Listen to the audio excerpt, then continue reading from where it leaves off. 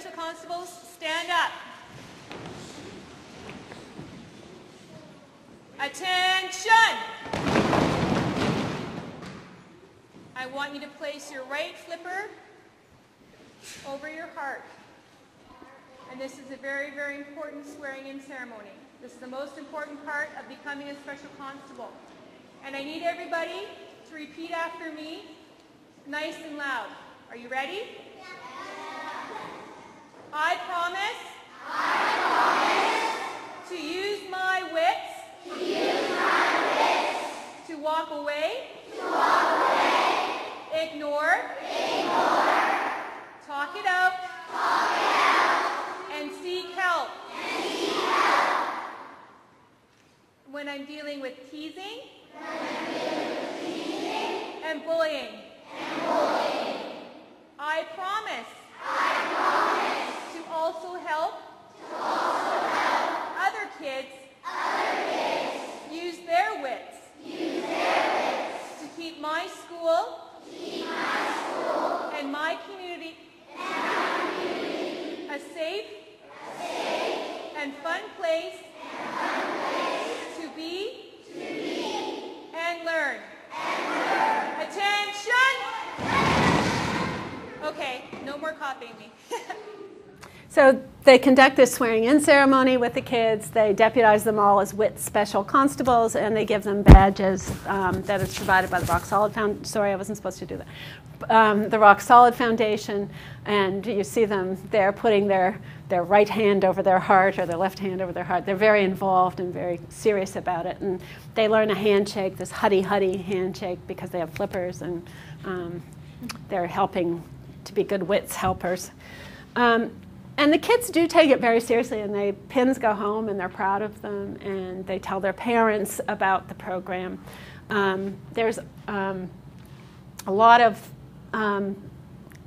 you could maybe see in the back of that tape, there were a bunch of UVic students, student athletes in the back.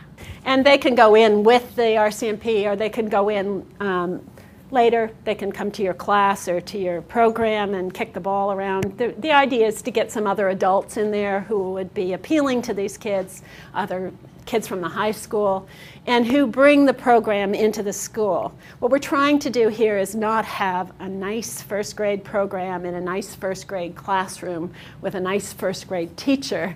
You know, we're really trying to say our community, our school believes in this. Our police use their wits.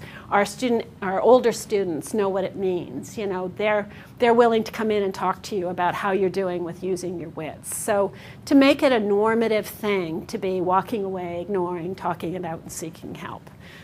So we're trying to change norms here. We're not just trying to teach kids skills like walk away, ignore, talk it out, and seek help. So the police also go back periodically to the school, and every 6 months, or every 6 weeks, or 2 months or so. And these are school-based police liaisons who are going to the school anyway. So this RCMP officer is from Souk and is responsible for some Souk schools. In Victoria, Greater Victoria, the Saanich, Oak Bay, and Victoria Police, school-based liaisons go into the school and initiate the program at the beginning of the year and make follow-up visits.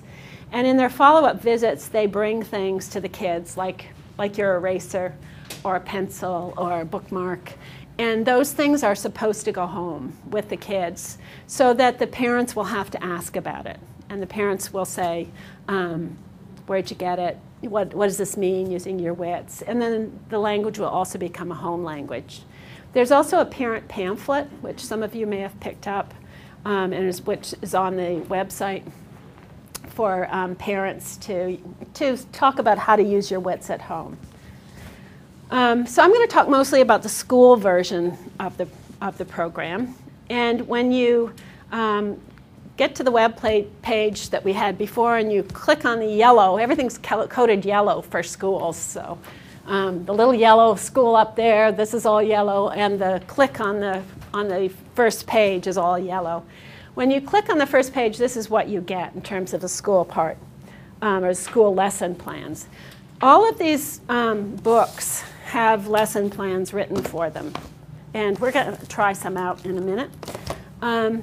But you see, you'll be able to, you go directly to the book list, which will give you all the books for WITS, or all the books for WITS Leads. You can also do them by Aboriginal lesson plans, English lesson plans, and French lesson plans. And these have all been based on the learning outcomes for the BC school district, or for BC. So the language arts outcomes and the social responsibility outcomes. So you can click here if you need to, as a teacher, or be reminded of what those are, and it'll click you right into these, what do you call them? IRPs or something? Yeah. IRPs, the recommendations for each grade level for language arts and social responsibility. And the idea is that this is not an added-on program. We were commissioned in a way to create a program that caused nobody any more work than they were already doing, and also didn't cost anything. We weren't totally successful. We got, it cost about $1,200 to put the program in the school with the books. Mainly the books are the cost. But it also, I think, it doesn't cause people more work. I think the police would be going to the schools anyway. They're happy to have an excuse to be there. They're happy to be involved. And I think teachers who use the curriculum, or also the lesson plans, are doing what they would need to be doing anyway in terms of teaching these objectives, these learning objectives, but having really choice of beautiful books and the opportunity to engage kids in conversation about bullying and how you solve these problems. So I think we were pretty successful in not causing a lot more work. Again, storybooks, reinforcing the messages and opening the conversations about bullying, and I'm going to come back to that. So all of the curriculum, or lesson plans, we call them now, are set up like this. They have learning outcomes that tell you for social responsibility or drama or language, discussion points, what does enemy mean, activities that you can do in your classroom to reinforce the books. Some teachers pick one book and use it for a week. Some people change all the time. Some people did one book a month. Some people did books all the time. I think the idea is to get the conversation rolling and to allow kids to think that it's normative to talk about bullying, or people hurting you, or people teasing you. And as much as this may be annoying to teachers, in fact, the kids in the WITS schools report more victimization.